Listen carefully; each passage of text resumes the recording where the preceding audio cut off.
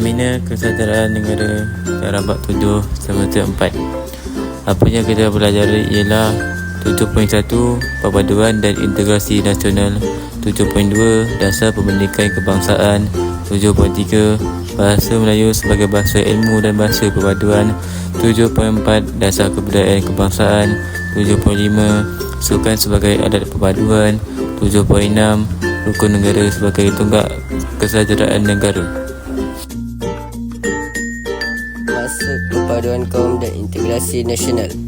Pertama, perpaduan kaum ialah keadaan rakyat dari berbagai etnik, agama dan wilayah hidup dengan aman dalam masyarakat yang bersatu.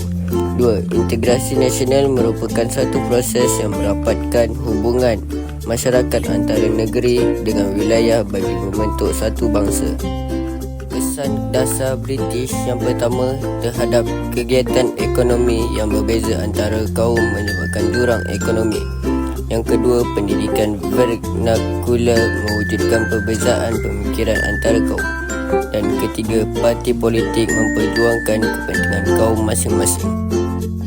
Memperkasakan perpaduan dan integrasi nasional. Politik, Jabatan Perpaduan Negara mendraft rukun negara. Gabungan parti politik pelbagai kaum. Ekonomi, meneruskan rancangan pembangunan 5 tahun Malaysia, memperkenalkan dasar ekonomi baru DEB dan dasar pembangunan nasional DPN, membangunkan kawasan luar bandar untuk membasmi kemiskinan. Sosial, bahasa Melayu sebagai bahasa kebangsaan, menggalakkan satu kebudayaan yang dapat membentuk identiti bangsa Malaysia. Dasar Pendidikan Kebangsaan. 1. Laporan Gaman Talib. Bahasa Melayu sebagai bahasa penghantar pada semua peringkat. Menekankan mata pelajaran sejarah untuk memupuk kesetiaan kepada negara. Yang kedua, Laporan Jawatan Kuasa Kabinet. Bahasa Melayu sebagai bahasa perpaduan dan diwajibkan dalam peperiksaan awam. Pendidikan kerohanian melalui pendidikan Islam dan pendidikan moral. Yang ketiga, Falsafah Pendidikan Kebangsaan. Menekankan keseimbangan dari segi jasmani, emosi, rohani dan intelek. Yang keempat, Akta Pendidikan 1996. Bahasa Melayu sebagai bahasa penghantar utama dalam sistem pendidikan kebangsaan. Bahasa Melayu diwajibkan di semua institusi pendidikan. Bahasa Melayu sebagai bahasa ilmu dan bahasa perpaduan.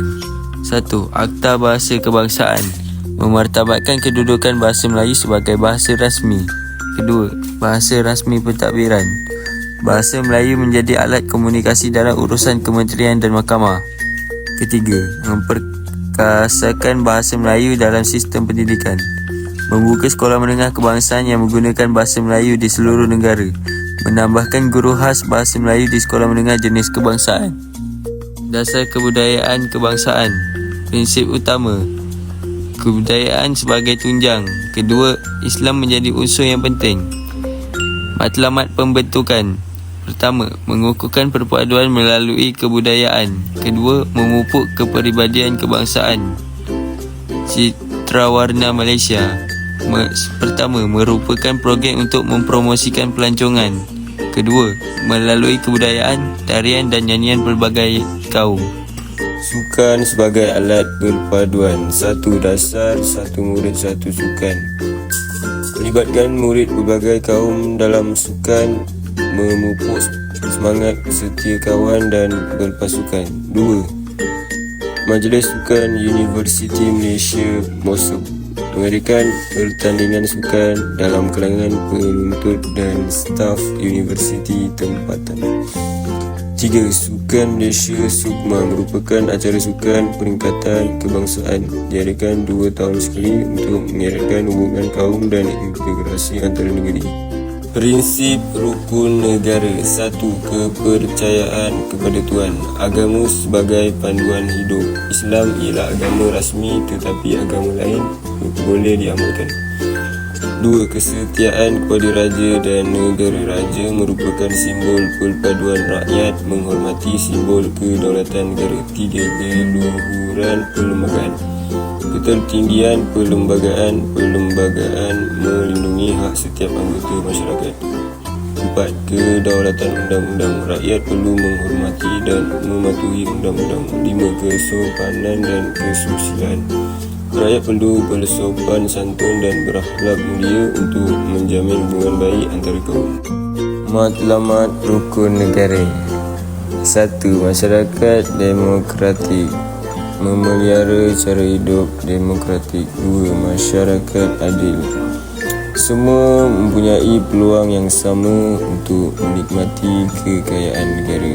Pihak yang berkurangan dibantu supaya bebas daripada penindasan. 3. Masyarakat progresif, masyarakat yang maju dalam sains dan teknologi.